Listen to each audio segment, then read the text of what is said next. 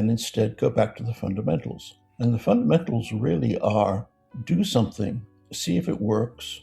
If so, do the next thing. And the fundamentals, that is, the fundamentals of software engineering, is exactly what the manifesto of agile software development is trying to address. And one of the signatories and authors of this manifesto is Dave Thomas, who you've just heard. And in this episode, we talk about what has become of the aims of the manifesto in the 25 years of its existence.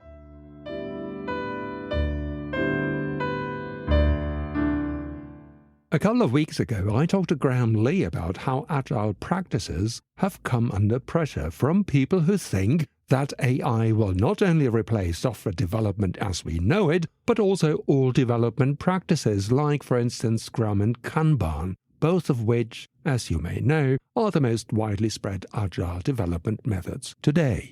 But agile, with a capital A, has been under fire well before the arrival of Claude, Cursor or Copilot, and all the other code-assisting AI tools. In 2015, for instance, at the GoTo conference in Amsterdam, there was a keynote with the title Agile is Dead.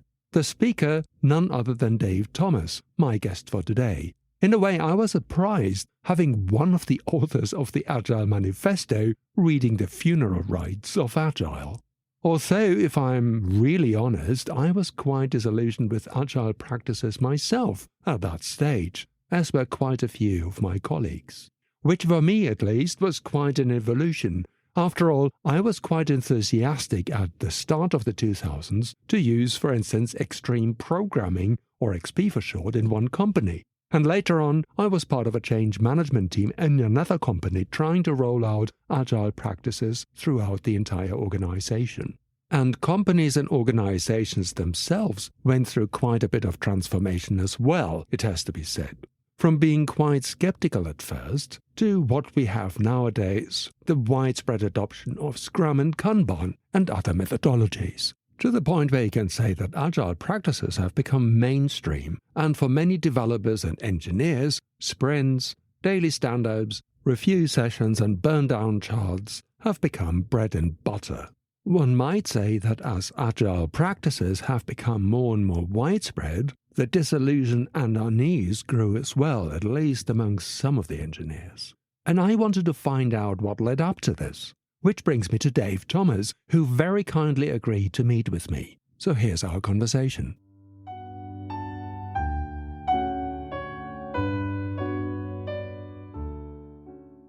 I'm Dave Thomas, known online as Prag Dave. I have been developing software now for, 50 years, I guess. I'm English. I now live in just north of Dallas, Texas. Around about the year 2000, wrote the book with Andy Hunt called Pragmatic Programmer. Mm-hmm. As a result of that, we got invited to all sorts of conferences, met people, and one of those conferences was the genesis of the meeting at Snowbird, where we got together and ended up producing the Manifesto for Agile Software Development, which was a surprising breakout kind of success. We had no idea at the time, I don't think, that anyone would read it, but it kind of took off. After that, I've been writing books, I have been playing with software, and I've been advising teams, and generally just sticking my nose in where it's not particularly wanted. I think in terms of agility, I have stayed well away from the agile movement. I think it's a contradiction in terms, and I think that I'm not very happy with the way the agile landscape looks at the moment. In 2014, I started talking about abandoning the uppercase A agile and instead going back to the manifesto and embracing the values. Basically looking to be agile rather than do agile. And so I had a talk in 2015, Agile is Dead, which basically proposed stopping with the agile and instead thinking about agility and what that means for us. Since then, just carrying on the same old message. I've been having fun with initially Ruby, more recently Elixir, And that's about it, really. Well, it's quite a lot. And I think we might want to go back or start our discussion with the manifesto itself, which I think it was published in 2001, was it? I can't remember. I believe so. Yeah. And which is still up and running, and you can still go there, and listeners will get the link in the show notes. And I can tell you a little bit more about what happened to me in 2001, because that was the first time that I actually ever heard agile methodologies. But at the time, how did that meeting actually come about, and what actually happened in that room? Because you were there. So the meeting came about, the best I can remember it was that, like I said, we were going to conferences, and I think it must have been the end of 2000. We were at, I believe it was Uppsala. And as happens in conferences, the most interesting stuff typically happens in the hallway. Yes. And a group of us were just like standing around bemoaning the state of software development and talking about ways in which we kind of try to address it. Some people had their own methodologies. Some people had just their own, ways of thinking about stuff. And it turned out that this group of people was pretty much aligned in the kind of broad brush of the way we thought about things. I can't remember who. Somebody suggested, "Hey, we should get together and talk about this." And so we did. We arranged to get together in Snowbird, Utah. Turned out I'd never been to a ski resort in the States before, and so we turned up. We were in a lodge, which was quite nice. We met the night before and basically got to know each other kind of socially. Then the next morning, we turned up in our meeting room, which was like actually quite a nice, large, it wasn't a typical hotel glass wall meeting room. It was actually quite a nice room. So the first thing we did was we moved the table out of the way and arranged the chairs in kind of like an oval, I guess, and then talked about what we wanted to do. We didn't have like a formal agenda. And so the first thing we did, or not the first thing, but very close to the first thing we did, was someone brought out a deck of index cards and handed them around and said, "Write down what you hope this meeting achieves." So we all had fun writing down that and then practicing throwing the cards into the middle to see if we could make a pile. And someone went through and collated them while we were having coffee. And we did a dot vote on what we were going to talk about. From there, we just basically talked about values and just general approach to the thing. And we actually made a fair amount of progress. Lunch came, and Martin Fowler and I were standing just by coincidence next to the whiteboard talking about how hard it was to talk about values, because a value is not like an absolute. It's not like an imposition. A value is like a filter that you apply to something, We got talking and we came up with this formulation of, we don't say that do this, not that, but we say do this rather than that, or preferring this to that.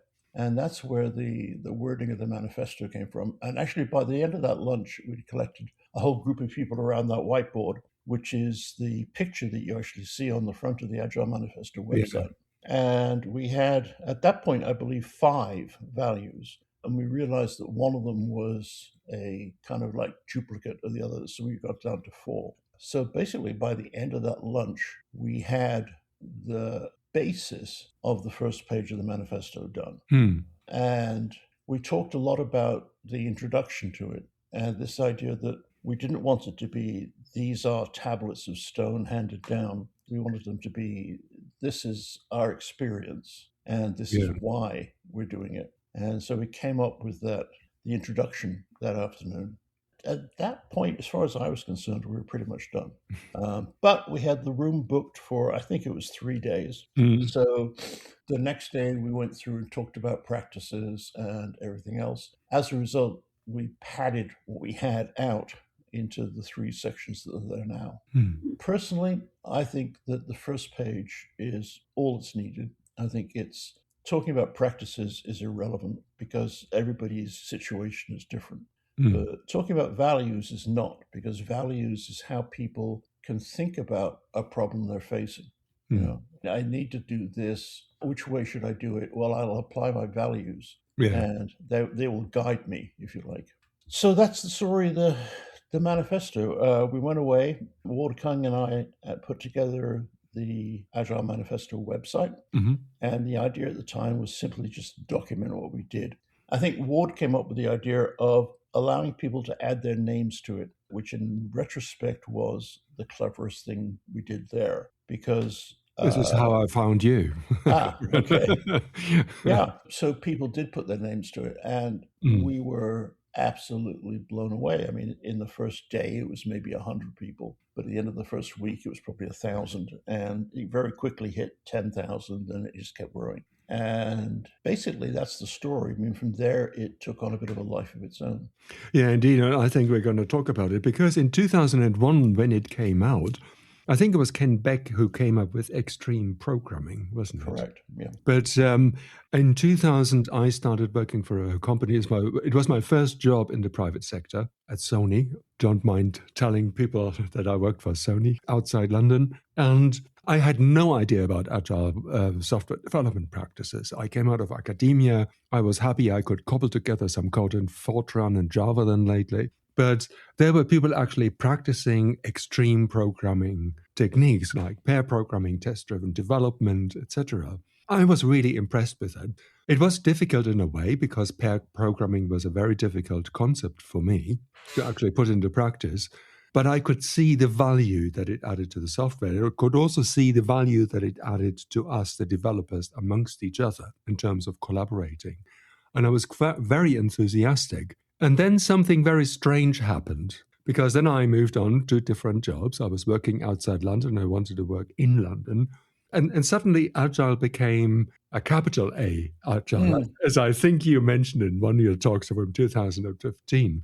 And managers discovered it. And I realized that that version of Agile had very little to do with the kind of Agile practices that I was working with at Sony. And since then, I've been more and more disillusioned. And I feel that when I talk to other people, they might feel actually the same, that the values are there, as you say, but the implementation and what we meet in practice is actually very different. So how do you think that actually happened? How did that come about in your view? I think Agile became a victim of its own success.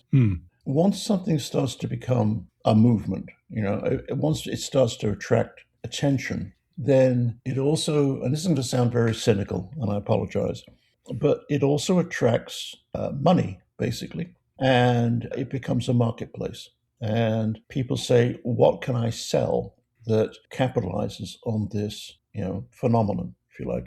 So you started seeing consultancies who were agile, will help you become agile. You started to see methodologies being produced, books being written, conferences. If you look at the actual website, it's called the Manifesto for Agile Software Development. And one of the biggest mistakes we made was actually calling the website itself, the URL, is Agile Manifesto. That's wrong. That's very wrong. I mean, first of all, technically, when you say Agile Manifesto, what you're saying is the manifesto itself is agile, which it is not. It is the Manifesto for Agile Software Development. But people like this idea of giving things names. And so they took an adjective and they turned it into a noun, agile. And then once you got something as a noun, then it represents something you can sell, if you like. And so we started seeing all of these, agile services. And at some point, it started getting a capital A, which really was wild. I mean, there are very few nouns where you actually give them an uppercase A. God is one, and agile is another. And maybe so, not at the same level. No, I know, but I mean, I'm sure God can get there if he tries hard. Sorry, they try hard. Anyway, yeah, it became this thing, and we started seeing, like I say, conferences and experts and people saying, if you want to do agile, you have to do this. I don't knock people for capitalizing on it. I think that's what people do. But what I do knock people for is taking the name, taking the brand, if you like, and then bending it to whatever it is they happen to have on offer, and then diluting the meaning of the manifesto. The reality is that there is no such thing as agile, right? You cannot have an agile methodology. You can't be told this is how to be agile, because by definition, agility means that you're going to be changing what you do in response to your circumstances. It depends on the context. It's always contextual, And it's contextual, and the context changes minute by minute, hour by hour. And so the idea of having, some process that you follow to be agile is a contradiction in terms. I think it's actually on the website, the first value is that interaction and individuals over processes and tools. And I've seen it sort of certainly in the last decade between 2010 and when I was working for another company, that it was turned on its head, because it was suddenly turning what you now call agile with a capital A, turned into processes and tools over individuals and interactions, because there was this rigid process of we need to have the daily stand-up, we need to have the review meeting every 2 weeks, we need to do this, we need to do that, we need to have burn-down charts, we need to measure the velocity, we need to have particular tools to do the tickets and etc.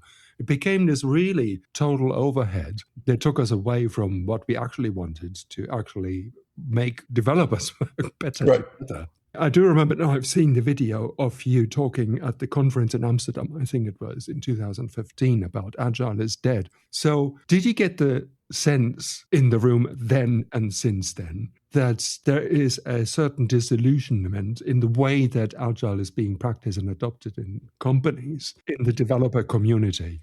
I think that there is, people don't like being told what to do. No, I don't. In the past, if you look back to the 1990s, for example, the actual genesis of agility is that software development wasn't working. In the 1990s, something like only 1 in 6 projects was actually successful. The response at the time was, we need more process. And so they would add layers and layers of process in this attempt to turn it into something like engineering, where every step is known and every stage, there's no flexibility. It's you do this, now you do this, now you do that. And it turned out you can't do that when you don't know what you're doing. And in software, you don't know what you're doing. So the genesis of agility was to turn our backs on predetermined processes, big processes, and instead go back to the fundamentals. And the fundamentals really are, do something, see if it works. If so, do the next thing. If it doesn't, work out why it didn't work, change it, try it again. And fundamentally, that's how life works. That's how children learn things. That's how, the world actually turns around because of that. And what we did with agility is to try to say to people, it's okay to experiment. It's okay to make mistakes, as long as you're gathering feedback and acting on it. So bring that forward 10, 15 years, and you have people being given, okay, this is the process we follow. Like you say, we're doing Scrum, and that means we do this, this, this, and this. And we're back in a situation where people are being told what to do. Yeah. And people aren't stupid, developers aren't stupid, and they look at this and say, okay, we all stand around and say, yesterday I did that, today I'm doing this, no blockers, right? And 20 people do that, and then we will go away. That's a waste of, say it's a 15-minute meeting, right? Yeah. That's, 5 person hours. Yes, it is. Yeah. You just wasted, every single day for what is effectively no particular benefit. Now, would there come benefit? Every now and then, yes. But is a daily Scrum the best way of realizing that? Maybe not.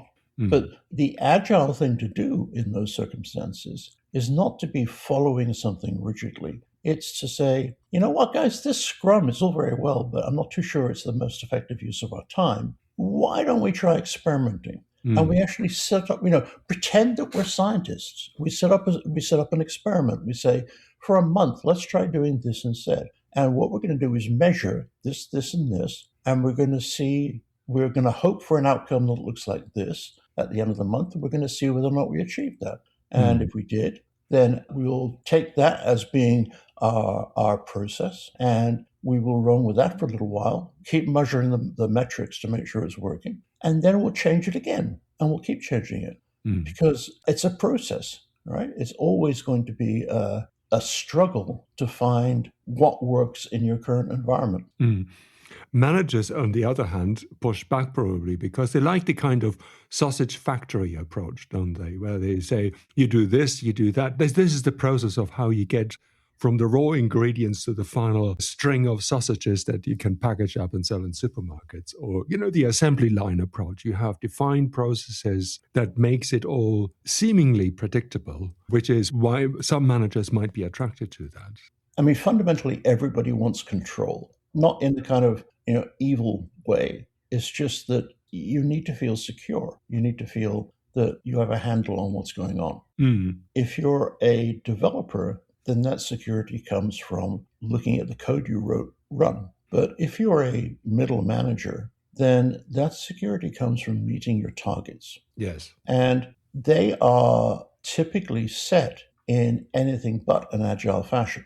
This year you will deliver this. This year you will create this much revenue, whatever it might be. And so they are actually stuck in quite a difficult situation in that they have, on one hand, these absolutes, and on the other hand, they have this team of cats that they're trying to herd to get them to do things. The only thing they can think to do is, okay, I've got to measure this. I've got to monitor this. I have to have a process that will give me numbers. Every week, I want to see how many story points you've done, blah, blah, blah. And so managers are in this awkward position where they feel they have to put structure in place. It's a very brave manager who says, let me just trust the process. And it's a very rare manager who does that. Now, the interesting thing is, if you talk to the senior managers, they recognize that the world doesn't work that way. And they actually are very much into this idea of changing stuff all the time and constant feedback and everything else. Right. But they are not prepared to let the layer below them enjoy that kind of luxury. Yeah. So it's this Jessica Kerr gives a very good talk on agile adoption. She talks about organizations are self-healing entities in that you can change one small part of it, but the organization as a whole is going to be saying, that's not how we do things, and gradually diluting what's being done back to the norm. Yeah, it's not only the large companies, with multinationals where it's happening. The other pushback that I've heard recently against agile methodologies, or agile software development practices, I should say, is actually coming from a different quarter. And I talked to somebody about this.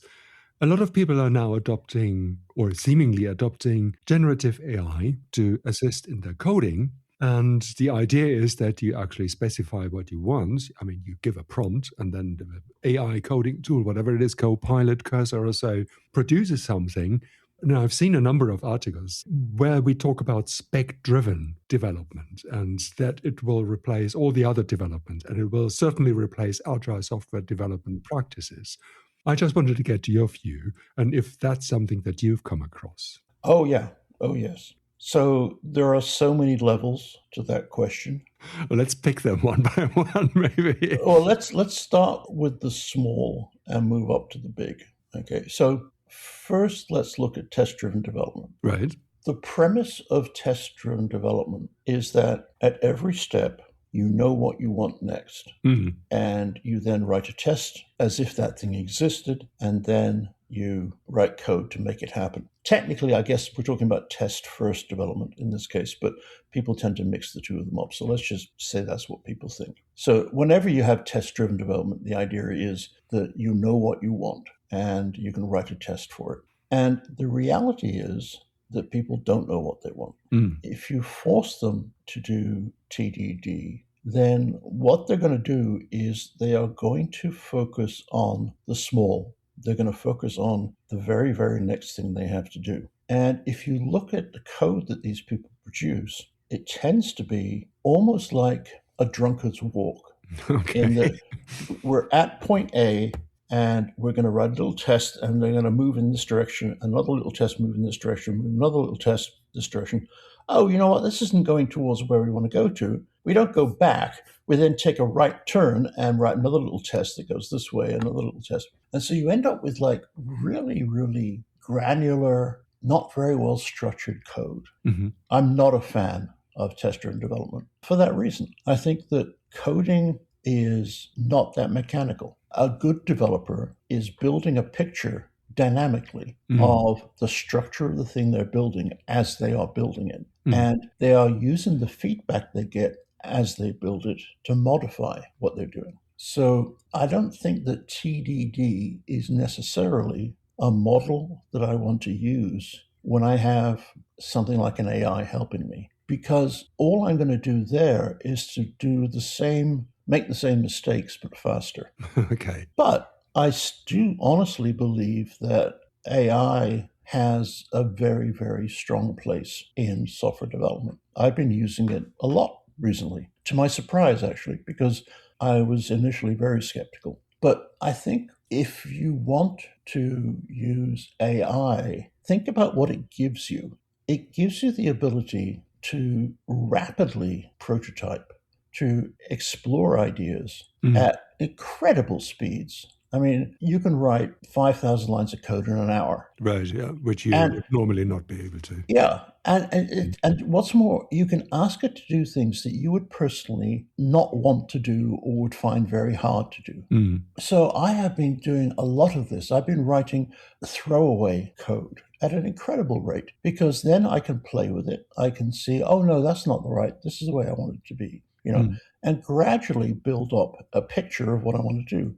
So I think AI used as a tool like that, as an exploratory tool, is an incredible boon to agility. But once you start doing this, we need to plan, we need to spec, then you're falling back on the old waterfall ways of doing software development. Right. And that, to my mind, is quite dangerous. Yeah, particularly if you're creating complex systems, which you might be able to do very quickly with a generative AI tool. But then you end up that the tool is not, or what comes out is actually not the way that you intended. And then it's becoming, if it's a large block of code, very difficult to change. So you're back in this kind of waterfall scenario. Yeah, very much so. And so, I mean, I had a formative experience actually just a couple of weeks ago. I was trying to put together a blackboard system, a system where people put facts on the blackboard and then other people take the facts off and do something with them. And I wasn't 100% sure how I wanted to represent the blackboard and how I wanted to produce a UI that would make that comprehensible to people. So I sat down with Claude, and together we produced about 40,000 lines of code in about 3 days. And we produced this gorgeous system. I mean, I could never produce an a UI that looked anywhere close to this. It was absolutely fantastic. It was animated and it had graphs and all sorts of stuff. And I looked at that and I said, okay, now I understand. And I deleted all the code. Okay. Yeah. Now, all 40,000 lines. All 40,000 lines. I just RM minus RF'd it and started again. And it took 2 days the next time, and it was what I wanted. I would never, ever have deleted 40,000 lines of code if I'd written it myself.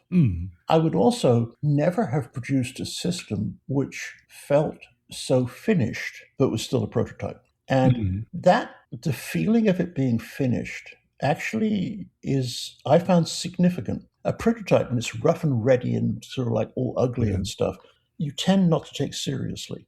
That's okay. It's not supposed to be taken seriously, but you tend to kind of gloss over the rough edges. Whereas with this system, it's like, okay, this is presenting itself as a complete finished system. So then you can go, no, that's not good enough. This isn't going to work. That's not going to work. And the pushback on it is to some extent more aggressive and a lot more educational. I'm a bit cynical when it comes to prototypes. In my experience, when you present a prototype in a company, you do some piece of software. Yeah, we all understand it's a prototype, but suddenly it finds itself as like the first release of the product. Yeah. Somehow miraculously that then morphs into something quite completely different. So I can understand what you're saying, that the danger of having something that looks professional but is actually still a prototype is much harder to argue. I think the other side of that coin is because you can do it so quickly, and typically within stuff that's done, say, within a week, right? is invisible. The outcome of a week is probably visible, but the stuff that happens day by day is not. So if you could do a really big prototype in 3 days, then knock it down and produce the final version from that prototype in 2 days, then you're still within your week time frame. You're still a hero. You still produced, 30,000 lines of miraculous code.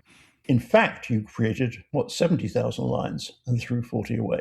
Yeah, which is leading us back to the way we talked about in terms of agility earlier, that you do a little something, then, you correct what you've done before you move on to the next step. And this kind of value, it feels like there's the pressure, I wouldn't call it pressure, but from developers, there's the resistance to actually go down back into this road. We're being told what to do, sometimes in a very, very controlling way, in a micromanagement way. And then there's the people saying, okay, the AI generative tools are going to replace software development anyway, and you can throw away all the development processes as they exist. We're doing spectre-driven development.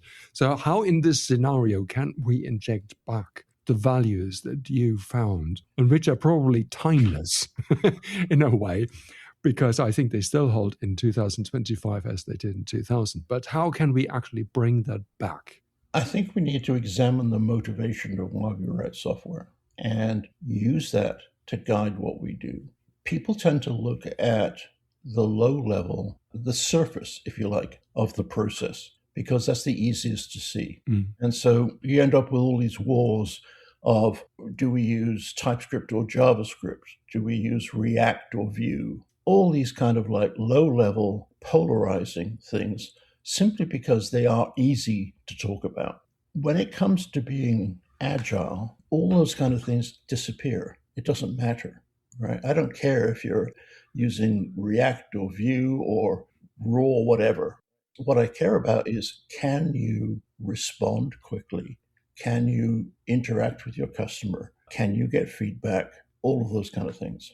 So when it comes to current development, I would find it difficult to imagine that I will develop code without AI going forward. Right. But I still think I will produce in code in the spirit of the manifesto. All AI gives me is the ability to go deeper quicker. It also, and the thing that surprised me the most is, I'm kind of a fan of pair programming, but I tend to work by myself I don't have other colleagues I'm working with often. I have been kind of pretty much coding on my own for 20 years. Now with Claude, particularly the more recent Claudes, I find I've actually got a colleague I can talk to. And it's definitely not perfect, and it makes a lot of mistakes, but they're well-intentioned mistakes. And discussing those actually makes me a better developer. Right. Because what will happen is Claude will go off and do something, and my spidey sense goes, don't do that. And so I'll, hit escape and say, don't do that. And effectively it'll say why, and I'll say, and I'll have to try and explain myself. Which is what you would do in pair programming. Yeah, exactly. And then, so I try to explain myself, and if I succeed, then Claude will say, okay, I understand. Or it might say, I see what you're saying, but in this case, I don't think that applies because, ... And so we end up having some really quite interesting discussions. And I know I'm not talking to another person, and I know there's no, quote, intelligence behind it, but I don't care, because the impact is I get to experiment with ideas and learn in the process. And every now and then, it's right and I'm wrong. And that is stunning that, this software can do that. So, I think you can be agile regardless of your tool set, right? You could be agile if I give you a punch card machine and, a deck of cards. You could be agile if I give you a brain implant that allows you to code by just thinking. And you can screw it up in both cases as well. Indeed, and people did. Not for the brain implants. We haven't got that stage yet. Oh, we're getting close. We're getting close. I know. And there are some entrepreneurs who are actually quite keen on that. But Anyway, Dave, that was a fascinating talk. Thank you very much for your time. And I do think we should look at these generative AI tools as tools, and therefore, they're not a contradiction to agile software development practices and to the values. They're just a set of tools we use, basically. Absolutely. And I mean, think back to the 1960s, right? Where people were used to writing an assembler, and then along come these compilers. Fortran was like 55, COBOL was 56 or so. Algol was 60. And suddenly all these assembler programmers were looking at people who were no longer having to know all of the in-depth intricacies of the machine. They could just write high-level code. And so their response was, well, that's not real programming. They're not really understanding what they're doing. It's no different. If you'd like to find out more about the values and aims of the Manifesto for Agile Software Development, or simply want to refresh your memory, I encourage you to go to the website, which is simply agilemanifesto.org. Agile Manifesto in one word. Dave has also been the author of a book called The Pragmatic Programmer, and you can look at his work on his website, pragdave.me, pragdave in one word. And finally, if you like to listen to him and his talk at the GoTo conference in Amsterdam that I mentioned earlier, you can do so on YouTube. All links are, as per usual, in the show notes. We're fast approaching the end of this season of Code for Thought now, and next week will be the last English language episode before the summer break, and it will be a bite-sized session. And this time we'll talk about data management and governance and why it's important that we care about them. With me are my two guests, Ellie Shepard and Madeleine Hardaker from King's College London. I hope you tune in then. Many thanks for listening.